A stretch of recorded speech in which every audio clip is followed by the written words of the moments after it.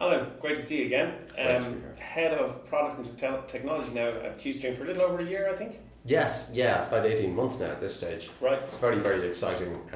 Working in a SaaS-based technology startup. It's fantastic being able to take ideas and see them come to fruition on a continuous basis. Very, very exciting.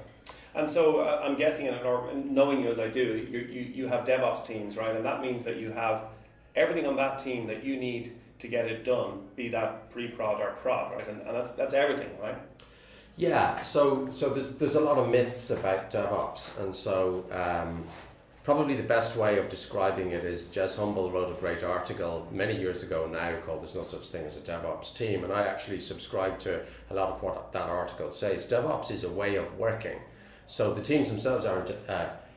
There isn't a dedicated DevOps team that looks after that. The application development teams have more responsibility for ops than they would in a traditional environment. Okay. And the secret is being able to do that in a way that still satisfies the needs of, for example, external regulators, internal regulators, being able to satisfy what's necessary from a risk management perspective.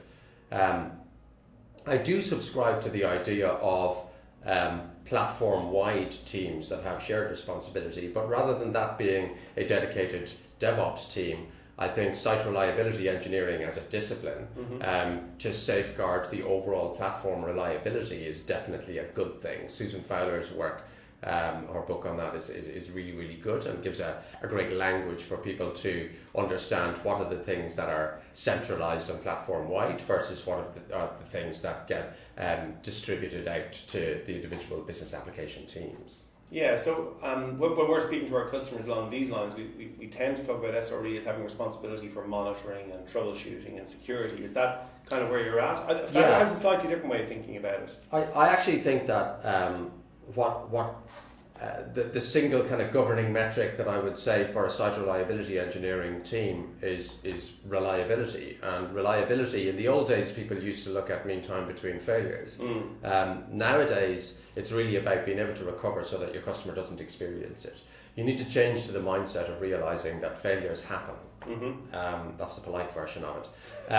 And adapting to that by having a focus on MTTR, the mean time to recover, is the key. And so making sure that the characteristics of the software that's going through to production are such that you can recover without a big impact on your customer dramatically changes the risk profile. Very, very important for large organizations to shift from MTBF to MTTR. Thanks, Alan.